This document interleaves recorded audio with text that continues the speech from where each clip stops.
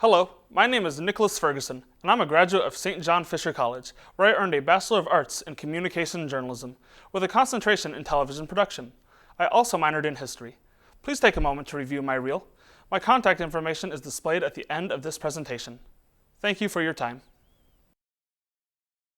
St. John Fisher College has recently purchased Park and Ride from New York State in its entirety. This is good news for anyone on campus who has struggled to find a parking spot. The whole Park and Ride lot now belongs to Fisher and will add a number of new spots to the campus. This will help combat the growing parking problem. Fisher is also looking into refiguring the lot in order for it to maximize its full parking potential. The college expects to officially close on the Park and Ride in early 2015. St. John Fisher has an extensive study abroad program, but many people still have several questions and concerns. I set out to answer some of these questions and find out more about the program. It seems like every day people at Fisher talk about the study abroad program, but many never end up going because they are not sure how to get the ball rolling. Welcome to this edition of Club Corner. I'm your host, Nick Ferguson, and today I'm joined by the president of the Philanthropy Council, Brandon McCullough, to learn more about his organization. Thanks for being here, Brandon. No problem. So Brandon, do you mind telling me a little more about the council? What are you guys all about? So the Philanthropy Council was created as a way to get students aware of the philanthropy that takes place here at Fisher and in the community. A lot of people don't realize that a lot of our tuition is covered by charity of others, and we wanted to spread the word along with the buildings we're in. St. John Fisher brought musical guest Mitch Clark to campus Friday night. I caught up with SAB to find out more. The Student Activities Board, better known as SAB, hosts numerous events as well as bringing in several guests.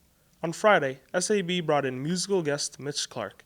I asked SAB's Alyssa Vitch about how the process of bringing in a musical guest works. St. John Fisher College hosted its annual Joseph A. Travato Lecture Thursday. This year's speaker was Rochester City Police Officer Moses Robinson. Robinson, who has spent his career with the RPD and as a school resource officer for East High, spoke about the issues of gang and youth violence and race relations within the city. Robinson also told first-hand stories of the challenges, tragedies, and triumphs in the city of Rochester. Welcome to Club Corner. I'm Nick Ferguson, and I'm joined today by Tim Gagan of the Rugby Club. Thanks for joining us, Tim. Thanks for having me, Nick. So, Tim, can you tell me a little more about the Rugby Club? Well, we've been on Fisher for quite some time. We've had some mixed success. A few years ago, we actually made it to champion in the state, and then went to regionals out in Rhode Island, actually. But as of lately, we've been having trouble recruiting people, and that's part of the reason we're here. We're hoping to get more people. It's a wonderful game. St. John Fisher College organized the Bald for Bucks charity event Tuesday night at the Back Nine Grill. I caught up with participants to find out more. The Back Nine Grill was packed Tuesday night, and it was all for a good cause. I spoke with Amy Parkhill about her pharmacy class and how they got involved with this great event. So I offer an elective class, Introduction to Cancer Biology and Treatment, and as part of the elective class, it's a service learning class, so students are supposed to work with a community partner on a project that benefits the community partner while applying some of the knowledge that they learned in pharmacy school. St. John Fisher class of 1993 alum Cherry Christ recently made headlines when she discovered an original photo of Frederick Douglass in the archives of the Rochester Public Library. Christ, who works in the library, found the photo in a scrapbook in the local history and genealogy division. The photo has since been unveiled in the public with the help of Rochester Mayor Lovely Warren during a press conference in February. As the class of 2016 prepares for graduation, many students start to worry about entering the workforce. Fortunately, the Career Center offers a number of helpful tips and strategies to help students along. Graduation can be a stressful time for many seniors, but the staff at the Career Center understands that students need help with this transition, and they are more than happy to provide help and useful tips to smooth out the process. This week in Fisher sports, St. John Fisher's football team opened the season with a decisive 36-14 victory over Otterbein University. The Cardinals took command quickly, leading 14-7 by the half. In the beginning of the second half, Otterbein looked to have new life as they started their drive with an 82-yard end-around to tie the game at 14. However, this would be the last time Otterbein would hit pay dirt. Fisher's stifling defense forced a safety on the next drive to take a 16-14 lead. Welcome to Fisher Sports. I'm Nick Ferguson, and a lot has happened this week, so let's get to it. The NFL free agency period kicked off with a bang.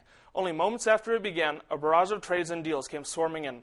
Most notably, the signing of premier defensive tackle Ndamukong Suh by the Miami Dolphins for a whopping $144 million over the next 6 years. The Pro Bowl has just become too much of a joke, to be fair. It's like The starting quarterbacks never want to do it. Even like the starting coach is like, I don't know if I want to show up to the game. The game's like, I'm a big fan of the Buffalo Bills. But Tyrod Taylor, even though he had a great year by Bill standards, should not be in the Pro Bowl. And he's like one of the 3 Pro Bowl quarterbacks.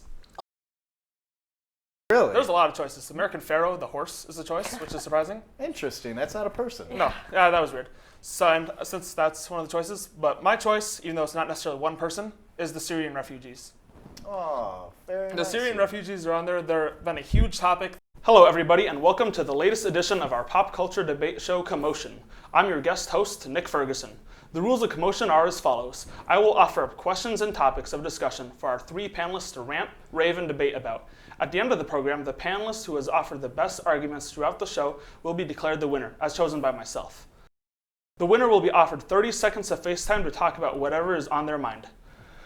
I would like to see the women play, obviously, because as an American, you like to see that your team is like represented. But also at the same token, it's unfair for the women because like when they lose games, like they sometimes don't get paid at all. The men still get paid even if they lose like an international friendly and all that stuff.